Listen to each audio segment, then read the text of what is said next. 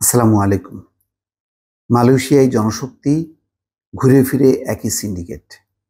এই খবরটি খবরের কাগজ প্রকাশ করেছে।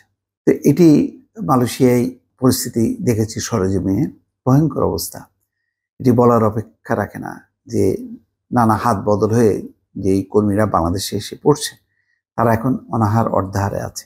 তারা কষ্ট করে যে কিভাবে দেশে টাকা পাঠাচ্ছে, তাদের কিভাবে বসবাস করছে, একটা রুমের মধ্যে গাদাগাদি করে খেয়ে না খেয়ে অর্ধাহার অনাহার, তার মধ্যে মাসের পর মাস তারা বেকার থাকছে। দেশ থেকে টাকা নিয়ে তারা চলছে সুদিনের আশায়। এরকম অমানবিক পরিস্থিতি পর এখন যেটা দাঁড়াচ্ছে, খবরের কাগজ যেটা বলছে যে চলতি মাসের 31 তারিখের পর মালয়েশিয়ায় আবার অভিবাসী কর্মীদের দরজা বন্ধ হচ্ছে। এই সিদ্ধান্ত সব সোর্স কান্ট্রির ক্ষেত্রে প্রযোজ্য হলেও দুর্নীতি ও সিন্ডিকেটের কারণে দেশটির সরকার এমন সিদ্ধান্ত নিয়েছে বলে ধারণা সংশ্লিষ্টদের। এর আগে 2 দফা বাংলাদেশের সিন্ডিকেটভুক্ত এজেন্সিগুলোর কর্মীদের 20,000 কোটি টাকা হাত দিয়ে নিয়েছে। এক একজন 5 লাখ 7 লাখ টাকা করে খরচ করে মালয়েশিয়াতে তাদের কোনো কাজ নেই, হাহাকার অবস্থা। প্রথমে 10 এজেন্সির সিন্ডিকেটের কারণে বন্ধ হয়েছিল মালয়েশিয়ার শ্রমবাজার, কিন্তু ততদিনে শ্রমিকদের 8,000 কোটি টাকা এই 10 এজেন্সির পেটে চলে যায় বা পকেটে চলে যায়। এরপর এলো 25 এজেন্সির সিন্ডিকেট। এই 25 এজেন্সি যদিও সেই পুরনো 10 এজেন্সির সিন্ডিকেট দিয়েই তৈরি, দ্বিতীয় দফায়ও শ্রমিকদের লুট হওয়া টাকার পরিমাণ প্রায় 12,000 কোটি টাকা। দুদক একটি অভিযোগে বলেছে, সরকার নির্ধারিত 78,540 টাকা হলেও কর্মী প্রতি সিন্ডিকেটভুক্ত এজেন্সিগুলো নিয়েছে 3.5 থেকে 5 লাখ টাকা পর্যন্ত। বিষয়টি আমলে নিয়ে দুদক তদন্ত করছে বলে জানান সংশ্লিষ্টরা। নাম প্রকাশ না করার শর্তে সংশ্লিষ্টরা বলেন, এই সিন্ডিকেট মালয়েশিয়া ও বাংলাদেশের। এই কারণে সিন্ডিকেটের মূলোৎপাটন করা যাচ্ছে না।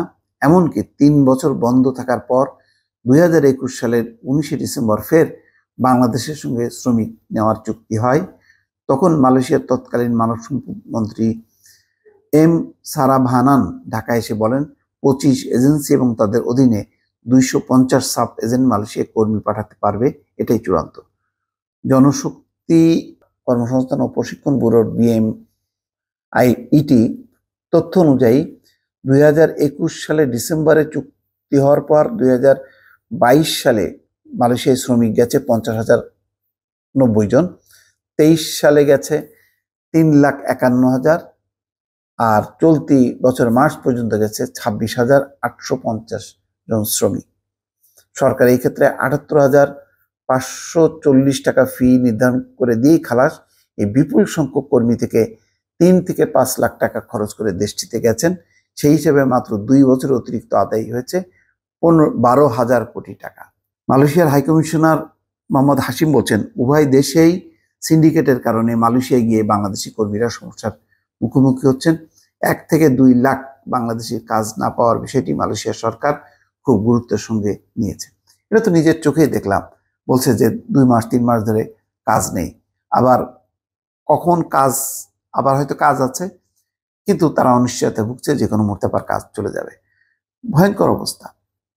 মানে যে পরিমাণ কাজের এখানে ডিমান্ড, তার তুলনায় বিপুল সংখ্যক কর্মী আসার পর মালয়েশিয়ার পরিস্থিতি যে কি ভয়াবহ, মালয়েশিয়ার অলিতে গলিতে কুয়ালালামপুর দেখলেই বোঝা যাবে যে বাংলাদেশি কর্মীরা কোনা কাঞ্চিতে বসে আছে এবং সবসময় তারা ভয় পাচ্ছে, চোখ তাদের রাস্তার দিকে, পুলিশ এসে ধরপাকড় করে কিনা, এইরকম একটা অনিশ্চিত জীবন কাটাচ্ছে দর্শক মালয়েশিয়া বাংলাদেশিরা। ভালো থাকবেন, আল্লাহ হাফেজ।